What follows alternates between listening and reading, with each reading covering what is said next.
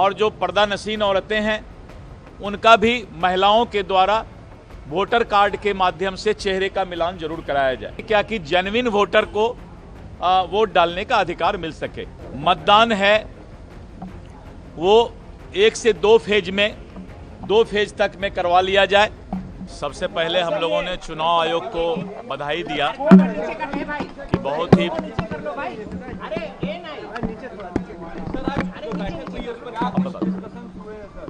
चुनाव आयोग को सबसे पहले भारतीय जनता पार्टी ने बधाई दिया कि 100 समय पारदर्शी और बेहतर तरीके से मतदाता सूची का प्रकाशन किया गया।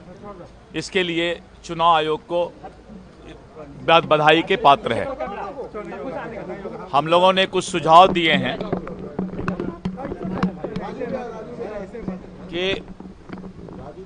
जो बिहार में चुनाव हो रहा है, चुनाव के 1 दिन पहले या 2 दिन पहले पैरामिलिट्री फोर्स जो हमारे पिछड़े समाज, अति पिछड़े समाज, दलित समाज का गांव है, वहां पर उनका जो है पैरामिलिट्री फोर्स का उपलब्धता और उनका जो है वहां पर मार्च कराया जाए, जिससे कि वोटर के बीच कॉन्फिडेंस जगे कि उनको किसी तरह का कोई दबाव नहीं डाला जाएगा।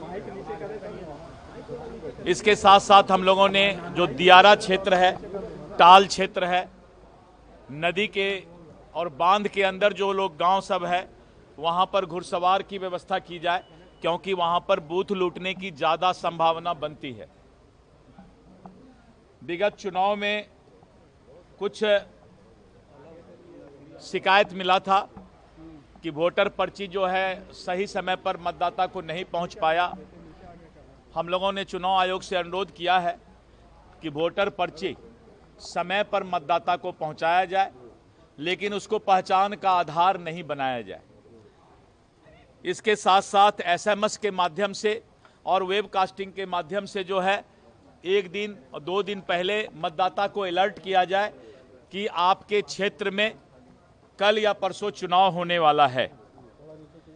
और इसके साथ साथ सीसीटीवी कैमरा से भी जो है उसका पूरा जो है देखने का काम, मॉनिटरिंग करने का काम किया जाए। और इसके साथ साथ हम लोगों ने अनुरोध किया है कि जो मतदान है वो 1 से 2 फेज में 2 फेज तक में करवा लिया जाए, क्योंकि ज़्यादा फेज होने से इस पर जो है मतदाता को भी और जो हमारे उम्मीदवार होते हैं उनका भी खर्च भी बढ़ता है और सारा चीज इंस्टीट्यूशन जो है इससे बाधित भी होता है। इसीलिए बहुत लंबा चुनाव का प्रोसेस नहीं किया जाए। और हम लोगों ने कहा है कि जो भी महिलाएं या पुरुष वोट डालने जाते हैं, विशेष करके महिलाएं, उनको जो है पूरा सुरक्षा प्रदान किया जाए।